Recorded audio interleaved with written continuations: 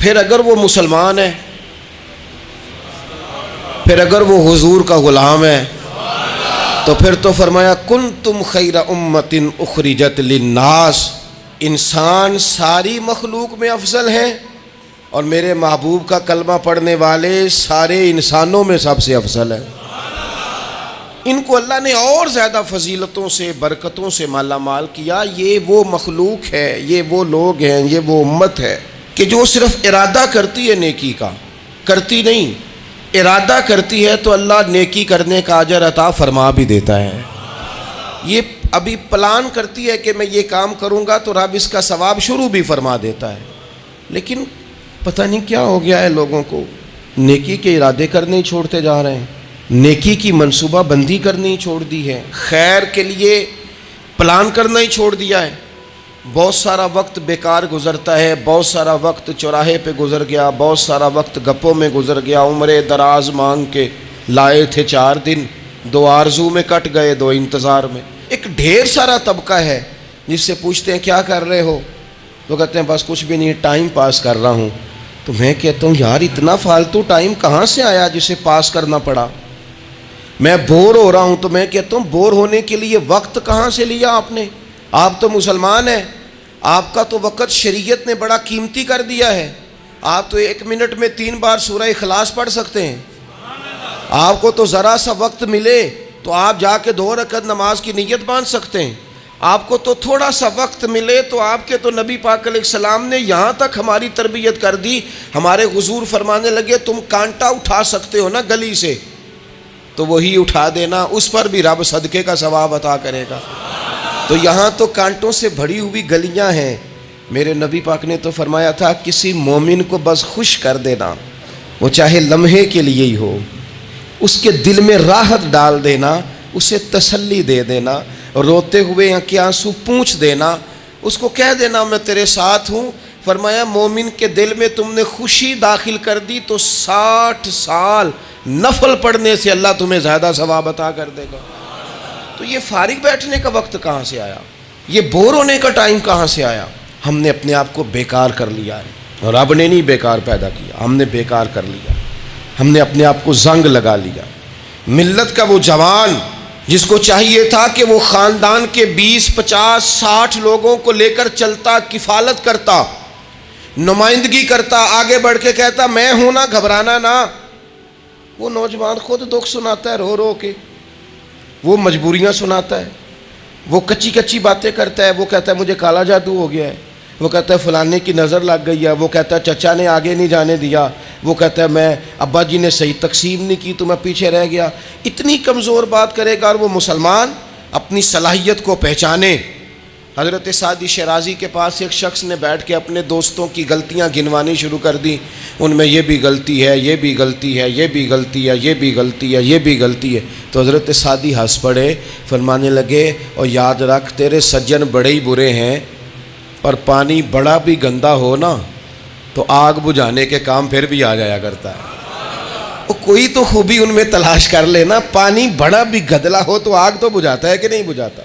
ہمارا یہ مزاج بن گیا ہے کہ ہم اپنی صلاحیتوں سے کام ہی نہیں لیتے، ہمیں پتہ ہی نہیں ہم کیا کر سکتے ہیں۔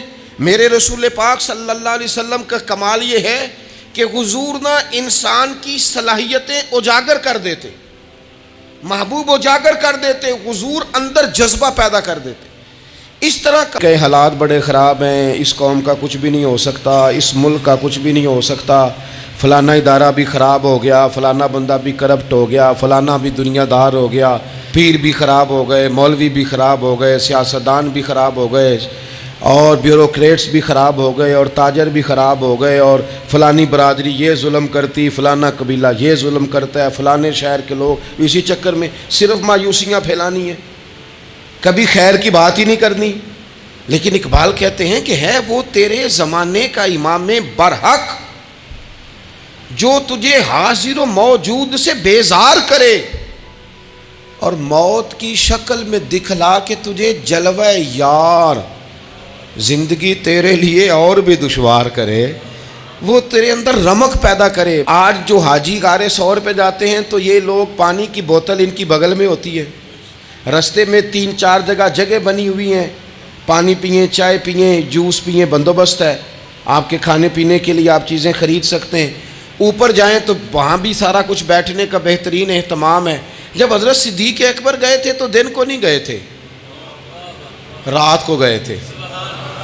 اور جناب اسماء بنت ابی بکر جب رات کو کھانا لے کے جاتی تھی تو وہاں تو دن کو آج بھی 1400 سال کے بعد بھی آبادی کوئی نہیں۔ اس وقت کیا منظر ہوگا، اور اب رستہ بن گیا تھا، اب تو رستہ بھی نہیں تھا۔ تو حضرت اسماء کہتی ہیں میں اکیلی روٹی پکاتی تھی، پھر اسے باندھتی تھی، پھر میں یہ نہیں کہ 2-4 میرے ساتھ ساتھی چلو تو پھر غار ثور پہ چلتے ہیں، لوگ تو یوں جاتے ہیں نا۔ فرماتی میں دیکھتی تھی ادھر ادھر کہ کوئی ہے تو نہیں، دیکھ تو نہیں رہا۔ جب کوئی نہیں ہوتا تھا تو رات کو جاتی تھی اور غار پہ کھانا دے کے آتی تھی۔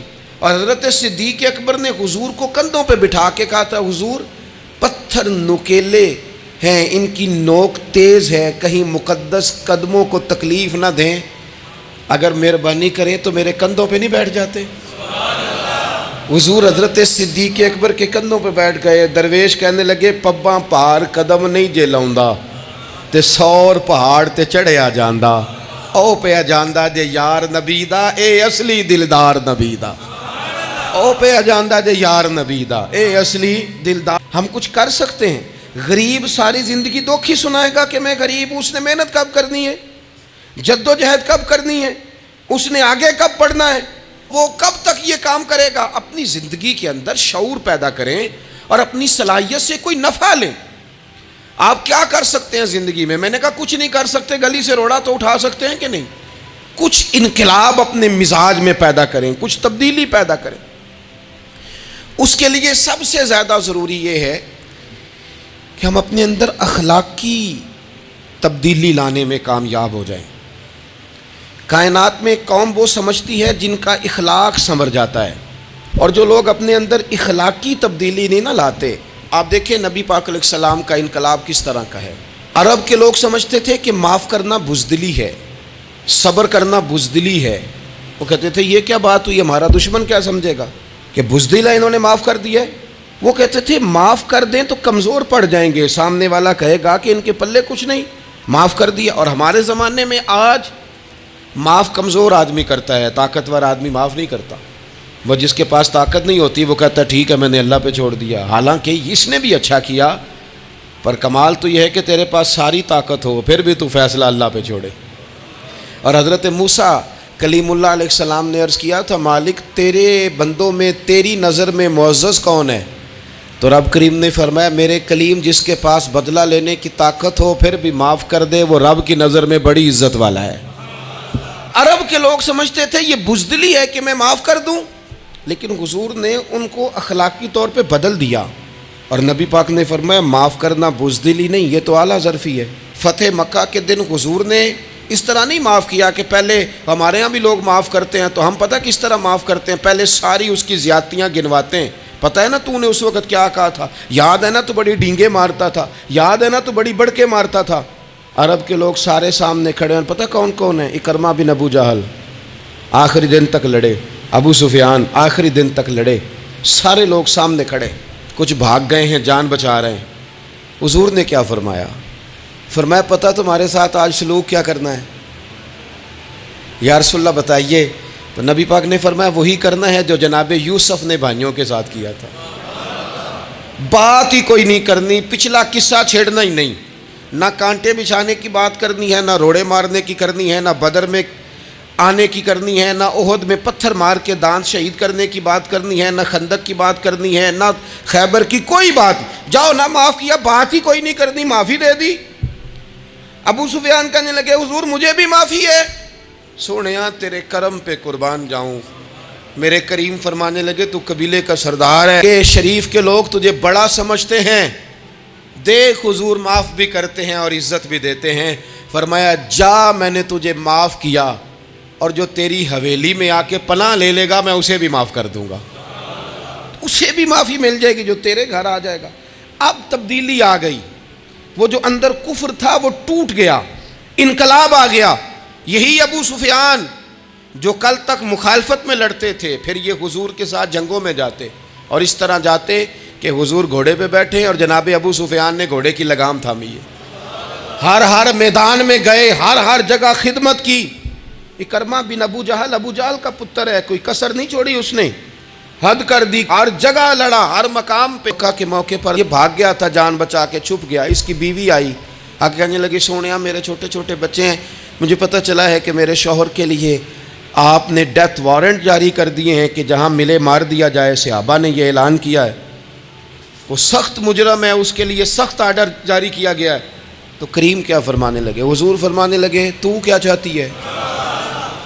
میں کوئی آپ کو قصہ تو نہیں نہ سنا رہا، خدا را مہربانی کریں، تھوڑا سا دل بڑا کریں، تھوڑا سا۔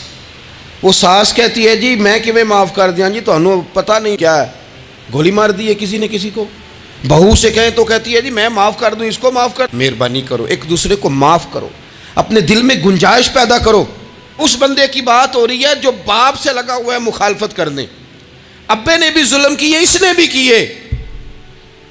حضور اس کی بیوی سے کہتے ہیں کیا چاہتی ہے؟ کہنے لگی حضور معاف کر دیں اسے۔ تو نبی پاک صلی اللہ علیہ وسلم نے فرمایا ٹھیک ہے، یہاں تو معافی کا دروازہ تو سب سے زیادہ کھلا ہوا ہے، تو کہتی ہے تو چلو ٹھیک ہے، معاف کیا، ہو گئی بات۔ اس نے جا کے جہاں چھپا ہوا تھا اسے کہا اکرمہ حضور نے تجھے معاف کر دیا۔ کہنے لگا کوئی کرنے والی بات کر، وہ معاف کرتے ہیں مجھے پتہ ہے، بڑا کرتے ہیں، پر جو میں نے کیا ہے وہ معافی والا نہیں۔ اس کی بیوی پھر آئی، کہنے لگی حضور وہ مانتا نہیں، یہ تاریخ صرف میرے رسول کی ہے، یہ سیرت صرف میرے رسول کی ہے، کہ جس کو معاف کیا جا رہا ہے اس کی سمجھ میں بات نہیں آ رہی کہ بھلا مجھے معاف کر دیا ہے۔ حضور کہتے ہیں اچھا تو بتا وہ کیسے مانے گا؟ کہنے لگی حضور اگر کوئی نشانی دے دینا، عرب کے لوگ تلوار دے دیتے تھے، زرہ دے دیتے تھے، پگڑی دے دیتے تھے، چھڑی دے دیتے تھے، یہ دلیل ہوتی تھی کہ فلاں نے نشانی دے دی۔ اگر کوئی مل جائے نا نشانی، محبوبہ اس طرح تو کوئی نہیں کرتا جیسے آپ کرتے ہیں۔ کریم نے اپنے سر سے پگڑی اتاری اور فرمایا میری پگڑی بطور علامت کے نشانی کے لے جا، اسے کہہ دے میں نے معاف کیا۔ اب اکرمہ کو معافی ہو گئی، وہ آ رہے ہیں، یوں اخلاق بدلتے ہیں، وہ آ رہے ہیں۔ یہاں کوئی بڑا آدمی آئے نا تو پہلے اعلان ہوتا ہے فلاں بن فلاں صاحب آ رہے ہیں، اب ان کو دعوت دیتے ہیں، لیکن وہ اعلان چھوٹا کرتا ہے بڑے کے لیے۔ یہاں انوکھا باب ہے، اکرمہ کلمہ پڑھنے آ رہے ہیں، نبی پاک صحابہ سے کیا فرما رہے ہیں؟ فرمایا وہ کلمہ پڑھنے آ رہا ہے، اطاعت قبول کر کے آ رہا ہے، سر تسلیم خم کر کے آ رہا ہے، اس کے سامنے اس کے باپ کے کسی ظلم کا اظہار نہ کرنا۔ اس کے باپ نے بڑے ظلم کیے ہیں، زیادتیاں کی ہیں، ہم تذکرہ یہاں ہوتا ہے، لیکن اس کے سامنے نہ کرنا، اس کا تو ابا ہے نا، اس کا تو باپ ہے نا، کوئی بات نہ کرنا، اسے تکلیف ہوگی۔ کس کے لیے؟ صحابہ رو رہے ہیں، حضور یہ کس کے لیے تیاری کرا رہے ہو؟ وہ آ گئے، قدموں سے لگ گئے، کلمہ پڑھ لیا، کھول کے روئے، حضور میرے لیے بھی معافی ہے؟ تو کریم نے فرمایا ہاں میں رحمت والے رب کا رحمت والا رسول ہوں، ہے نا معافی۔ اکرمہ مسلمان ہو گئے، پھر تلوار کو صاف کر کے کہنے لگے سونیا پہلے یہ اسلام کی مخالفت میں لڑتی تھی، اب حمایت میں لڑے گی، مجھے بتائیں۔ ایک ایک گلی اکرمہ گئے اسلام کی حمایت میں تلوار لے کے، ایک ایک گلی۔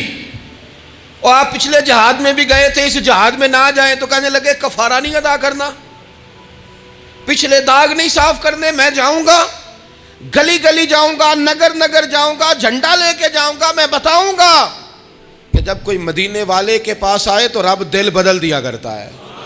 انقلاب آتے ہیں، عادتیں بدلتی ہیں، طبیعتوں میں تغیر آتا ہے، کون کہتا ہے نہیں آتا؟ میں جاؤں گا۔ حمص میں حضرت عمر کے زمانے تک اکرمہ لڑے، سالوں میدان میں رہے اسلام کی حمایت میں، اور پھر حمص کے میدان میں حضرت عمر کے دور میں لڑتے ہوئے شہادت کی موت اللہ نے انہیں عطا فرمائی۔ یہ آپ دیکھیں حضرت خالد بن ولید کون ہے؟ کہنے لگے حضور میں تو بڑی شدت سے اسلام کے خلاف لڑتا تھا، میری غلطیاں بھی معاف ہو جائیں گی؟ تو حضور فرمانے لگے اسلام پچھلے سارے معاف کرا دیا کرتا ہے، نئی زندگی کا آغاز ہو جاتا ہے، نئی زندگی کا آغاز ہوتا ہے۔ حضور نے فرمایا جو رمضان میں عبادت کر لے نا،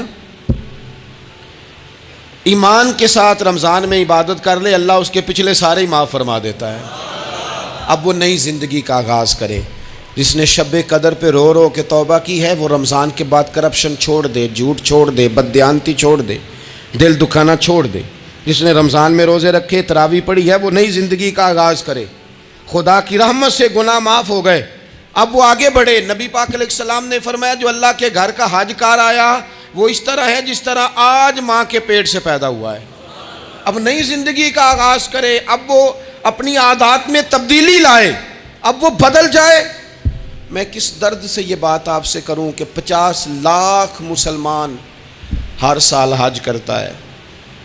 اگر 25 لاکھ کا کردار بھی ٹھیک ہو جائے تو سال کا 25 لاکھ با کردار مسلمان اگر دنیا کو دیا جائے تو بتائیے امت مسلمہ کا سر کتنا اونچا ہوگا. لیکن ہمارا حال وہی ہے کہ آج بھی کیتی جاندے ہو تے لہو بھی پیتی جاندے ہو، کھو کے مال یتیماں دا تے بھیج مسیتی جاندے ہو، پھٹ دلاں دے سیندے نہیں تے ٹوپیاں سیتی جاندے ہو، نفس تے چھری پھیر دے نہیں دمبے کیتی جاندے ہو، فرض پلائی بیٹھے ہو، نفلاں نیتی جاندے ہو، او دسو تے سی بلے شانو ایک ہی کیتی جاندے ہو. بات وہی ہے کہ کعبے گئے، مدینے گئے، کربلا گئے، جیسے گئے تھے گھوم پھر کے ویسے ہی آ گئے. کچھ تبدیلیاں اپنے مزاج میں لائیں، اپنی عادات میں لائیں.